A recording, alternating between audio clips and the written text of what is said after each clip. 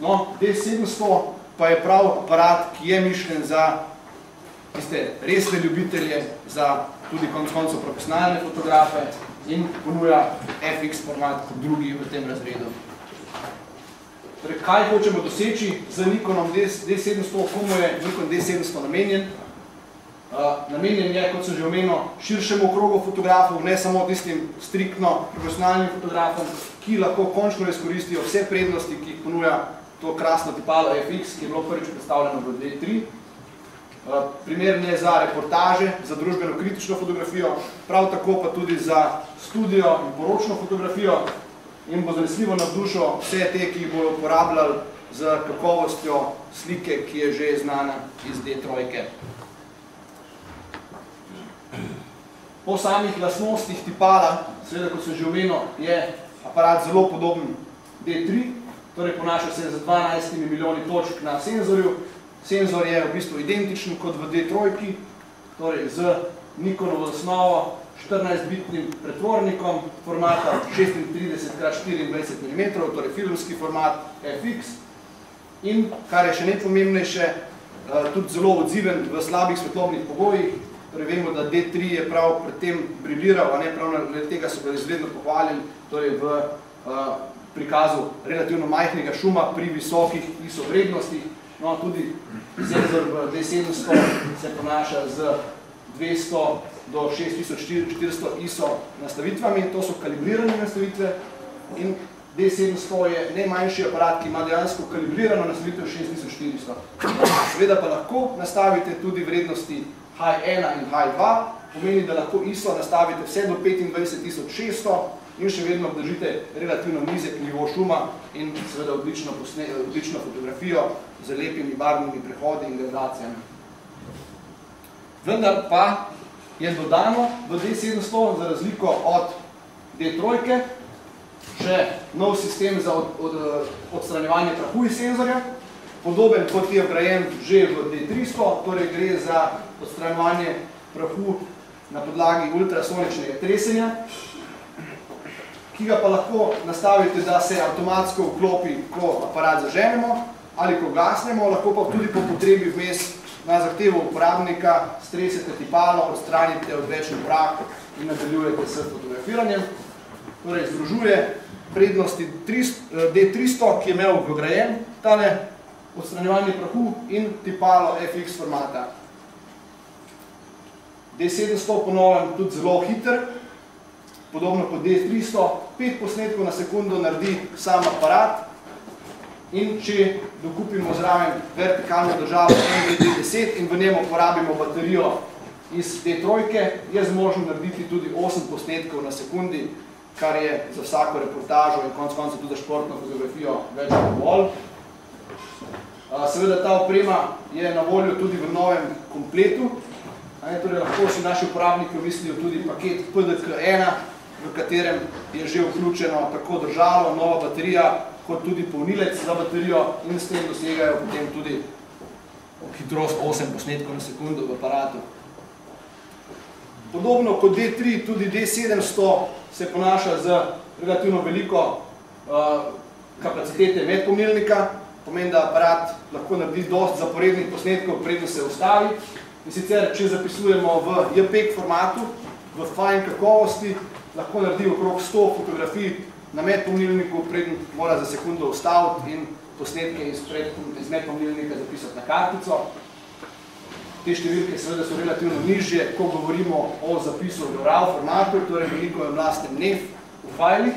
NEF fajli so zaradi FX formata in polnega formata senzorja precej veliki in v tem primeru pri 14-bitnem zapisu fotografij lahko medpomnilnik prejme okrog 20 fotografij, kar pa, če ravno ne slikate vrhunskih športnih dogodkov, je več kot dovolj konec koncev za studio, za reportažo, za karkoli.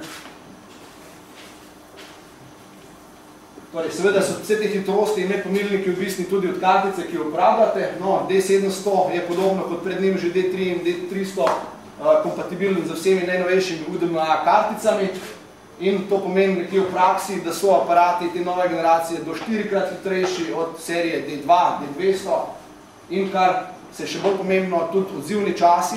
Torej, zamik pri zaklopu in sam zamik pri vklopu aparata so trenutno po meritvah CIP-a organizacije med najhitrejšimi na trgu.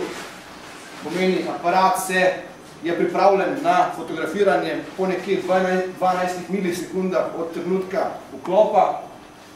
Mislim, da je skoraj da zanemarljivo in v praksi ne vem, če kdo opaz.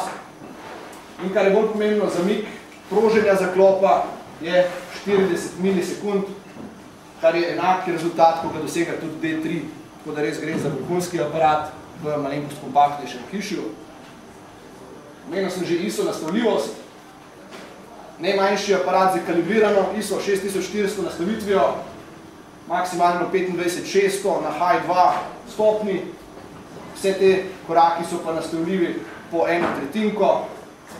In v res tistih zelo svetlih okoliščinah lahko uporabnik izbere tudi, ker aparat štarta pri 200 ISO, torej pri zelo svetlih nastavitvah lahko uporabimo low nastavitev za 100 ISO občutljivost in s tem pač dobimo ustrezen čas.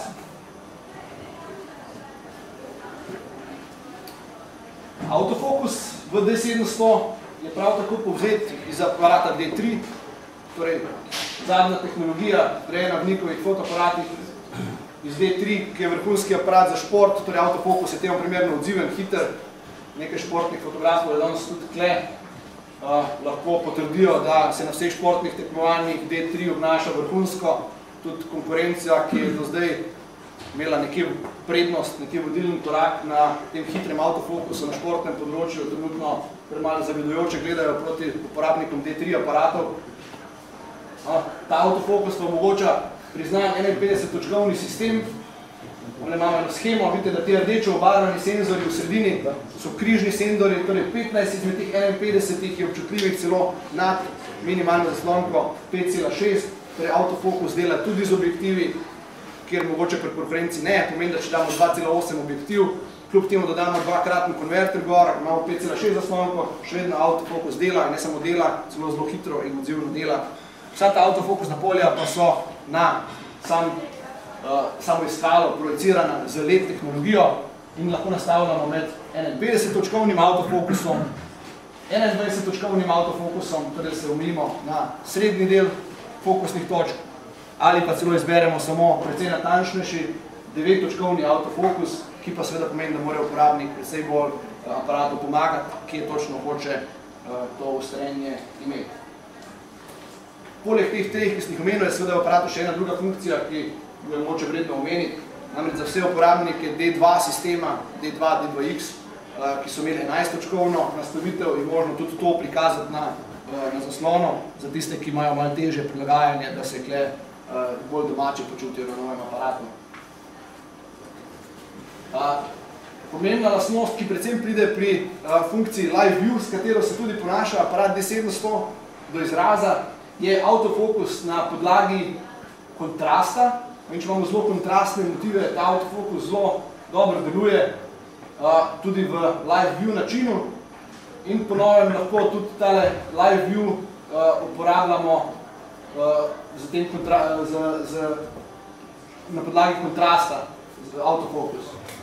Vse skupaj lahko v studiu zelo prav nam pride takrat, če imamo aparat postavljen na stativu, naprimer, lahko preko kamera control softvera krmilimo fokusno točko, zberemo točno kiro, povečamo fotografijo na samem laptopu, vidimo, če je ostrina res tam, kjer mora biti, in šele prožimo, ko smo prepričani, da bo posnetek res oster. Zelo pomembno pri študijskih posnetkih, pri makrofotografiji ali pa pri produktih, torej fotografiranju izdelkov.